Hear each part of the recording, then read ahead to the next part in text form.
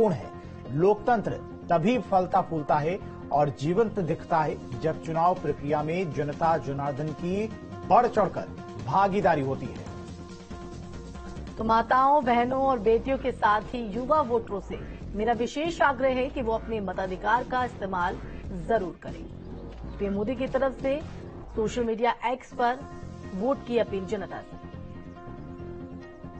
तो आज लोकसभा के छठे चरण के मतदान में लोग अगर महंगाई, गरीबी, बेरोजगारी जैसी राष्ट्रीय समस्याओं से मुक्ति की चिंता करके सही संवैधानिक कल्याणकारी सोच वाली सरकार चुनने के संकल्प के साथ पहले मतदान फिर जलपान का अभियान जारी रखे। तो बीएसपी अध्यक्ष मायावती की तरफ से भी सोशल मीडिया एक्स पर पोस्ट कर जनता से वोट की अपील की है।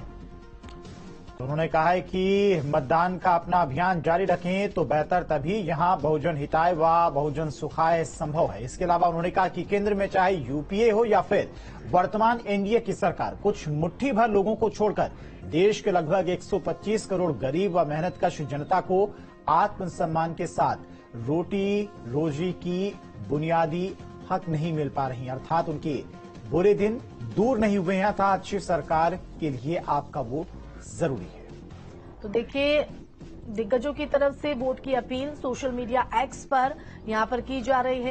एक तरफ पीएम मोदी की तरफ से वोट की अपील की गई और अब बीएसपी अध्यक्ष मायावती ने भी सोशल मीडिया एक्स पर वोट की अपील की है। और ग्राउंड से भी लगातार हर समीकरण को, हर तस्वीर तक आप तक हम पहुंचा रहे हैं। न्यूज स्टेट पर लगातार लोकतंत्र के इस महापर्व से जुड़ी मेगा कवरेज लगातार जारी है। और अब एक बार फिर से प्रयागराज का रुख कर लेते हैं, जो हमारे संवाददाता मानवेंद्र भी हमारे साथ बने हुए हैं। मानवेंद्र, यहां का मुकाबला भी बेहद दिलचस्प, दो वारिसों के बीच मुकाबला।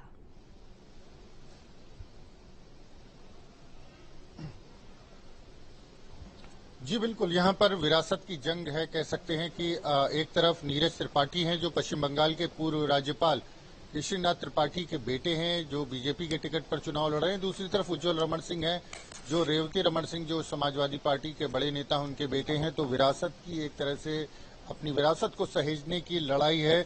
लेकिन बीएसपी से रमेश पटेल भी मैदान में है और जिस तरह का समीकरण है, अगर 2014 की बात करें, 2019 की बात करें, तो लगातार बीजेपी जीती थी। 2014 में श्यामा चरण गुप्ता यहां से सांसद हुए थे। 2019 में रीता बहुगुणा जोशी यहां से सांसद हुई थी। अगर इस लोकसभा सीट की बात करें तो इस सीट पर जो ब्राह्मण बिरादरी है वो बहुलता है, उनकी संख्या सबसे ज्यादा है और कई बार वही लोकसभा में कौन जीतेगा ये तय करते हैं। हालांकि एक फैक्ट ये भी है कि 1984 में अमिताभ बच्चन सिने स्टार जो है वो यहां से सांसद हुए थे। उसके बाद से कांग्रेस इस सीट को जीत नहीं पाई है। तो कांग्रेस के प्रत्याशी हैं उज्ज्वल रमण सिंह। और हालांकि समाजवादी पार्टी में उनके पिता जो थे रेवती रमण सिंह, 2004 और में उनको जीत मिली थी और वो यहां से सांसद, 2 बार सांसद चुने गए हैं। लेकिन कांग्रेस को कोई जीत 1984 में इंदिरा गांधी की हत्या के बाद जो देश भर में बीजेपी की लहर थी, उसके बाद से इलाहाबाद लोकसभा सीट कांग्रेस के हाथ नहीं आई है। तो कांग्रेस की तरफ से उज्ज्वल रमण सिंह, हालांकि समाजवादी पार्टी का उनको साथ मिला है। मुकाबला जो है बेहद दिलचस्प है और दोनों ही कह सकते हैं कि युवा हैं और राजनीतिक परिवारों से ताल्लुक रखते हैं। दोनों की तरफ से जीत का दावा किया जा रहा है। हालांकि जो नीरज त्रिपाठी हैं वो एडिशनल एडवोकेट जनरल थे, अभी तक राजनीति में बहुत सक्रिय नहीं थे। लेकिन उज्ज्वल रमण की बात करें तो समाजवादी पार्टी में विधायक और मंत्री रह चुके हैं और उनको राजनीतिक अनुभव अच्छा खासा है। उनके पिता जो हैं वो दिग्गज समाजवादी नेता हैं। और जिस तरह से इस सीट पर मतदान हो रहा है, जो बीजेपी ने जिस तरह से 2014 के बाद से पकड़ बनाई है वो 2019 में और मजबूत हुई है। ऐसे में तमाम समीकरणों के बीच में जो नीरज त्रिपाठी हैं, पिता की विरासत है, उनके पास बीजेपी का टिकट है।